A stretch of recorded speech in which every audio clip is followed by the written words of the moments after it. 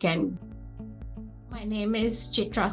I'm a professor in the stem cell transplant department at MD Anderson Cancer Center. My focus is mostly doing stem cell transplants for patients with hematologic malignancies, and I'm also the apheresis medical director. That's why I'm also doing the study with the banking of cells for RUNX1 FPD patients. This is an unmet need because for RUNX1 FPD patients, currently there is no standard treatment. Patients can end up getting a leukemia and needing a stem cell transplant from a donor, which can have a lot of complications. My team is just collecting the stem cells from RUNX1 FPD affected individuals, and we are just storing them. These stem cells can be stored forever. They do not die, they do not go bad. The idea is to keep them till such technology becomes available where you can go back, take these stored stem cells, correct the defect, and give them back to the individual. Another use of these stem cells could be a stem cell transplant using your own stem cells. So right now, when we are collecting the stem cells, these individuals, although they do have the RUNX1 FPD, they do not have leukemia because they have not had the multiple hits that are needed to cause leukemia.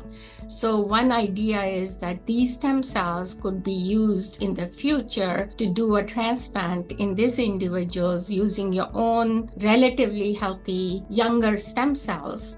And this would be a safer approach than doing a transplant using somebody else's stem cells. For stem cell transplant, our team collects and stores stem cells for all hematologic malignancies.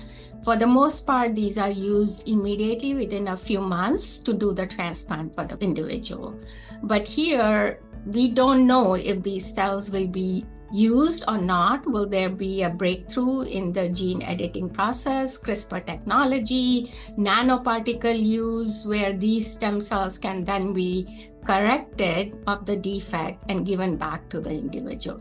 So we are more like a insurance or a banking for future, possible use. There is currently no established way of correcting the RUNX1 gene, but many people are working on it, and I'm sure in the next several years, it will become a reality. And these stem cells that we are storing would be very useful then.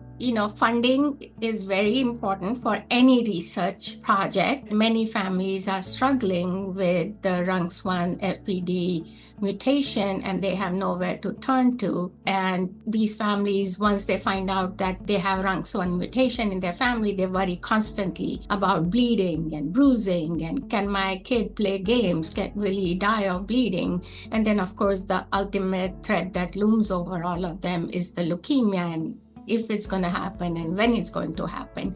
And the only way to help these families is research. And it is expensive, it is time consuming, and there are many, many smart researchers who are doing excellent work, and we need to fund them. RUNX1 Foundation is doing phenomenal work.